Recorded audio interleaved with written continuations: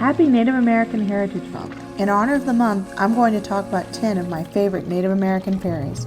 Before we get started though, don't forget to like and subscribe.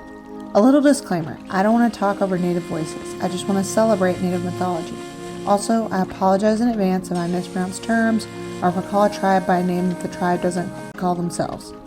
I tried to find out the actual names of the tribes mentioned in this video, but if I mess up, please let me know in the comments. I'm always open to learning new things. I also apologize if any of the images I chose for the fairies in this video are incorrect or stereotypical. With all that out of the way, let's get started.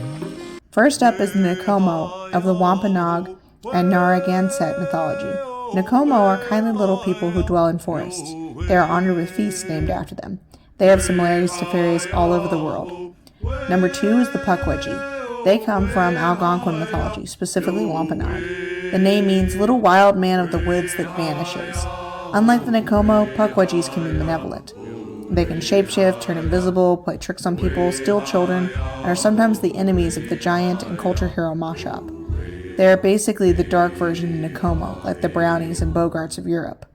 In the far north, the Ishigak are the Inuit little people.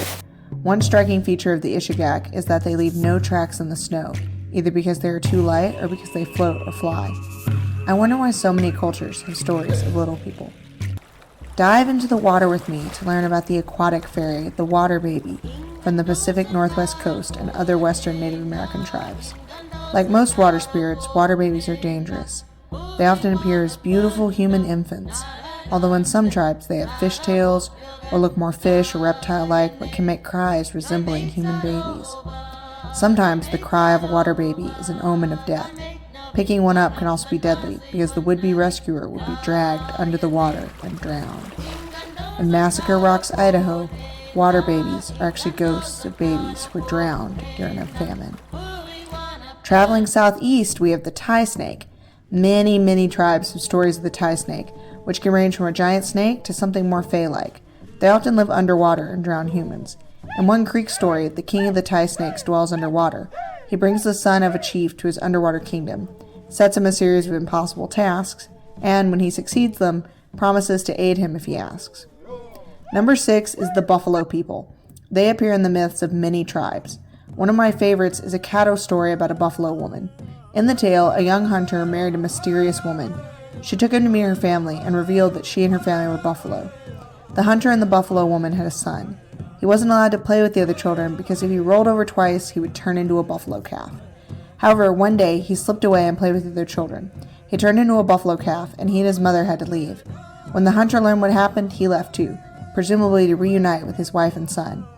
This story has elements of stories around the world where someone, usually a man, marries a fairy. I like that this one has a happy ending though. The Dine people also tell stories of buffalo people, and the Lakota tell stories of the white buffalo calf woman who gave them the 7 sacred rites. Come out west with me to the land of the Kachinas. The name comes from the Hopi word kachi, which means spirit, father, life, or spirit. Kachinas are deified ancestral spirits that visit the pueblos at intervals. The term is also used for dolls that represent the Kachinas, as well as the masked impersonators that represent Kachinas at religious ceremonies in the cultures of the Hopi and other Pueblo tribes. There are over 500 Kachinas. Most Kachinas are benevolent, helping with societal needs like the growth of crops. Who doesn't love rainbows? The Amatalani is the Ashiwa spirit of the rainbow. They control when rainbows appear. The Tosadum tribe tells the story of the butterfly people. They are essentially like were-butterflies. In the story Tolowim Woman and Butterfly Man, the butterfly people are depicted as butterflies by day, people by night. The woman marries a butterfly man, and he takes her to a valley where more butterfly people dwell. The woman lets go of her husband and becomes lost in the valley forever. Also out west, the Puebloan tribes have a Kachina named Polimana, or butterfly maiden, who performs dances to cause good crops. Lastly is the Akantanka from Lakota and Dakota mythology. The term means great spirit or great mystery. Luther Standing Bear, a Lakota elder, described Akantanka as a great unifying life force that flowed in and through all things, the flowers of the plains, blowing winds, rocks, trees, birds, animals, and was the same life force that had been breathed into the first man. The term can also refer to a collective of powerful gods. In the book The sun dance and other ceremonies of the Oglala division of the Teton Dakota, Akantanka, is 16 gods in one. They are very similar to the Algonquin Manitao or the Shinto Kami.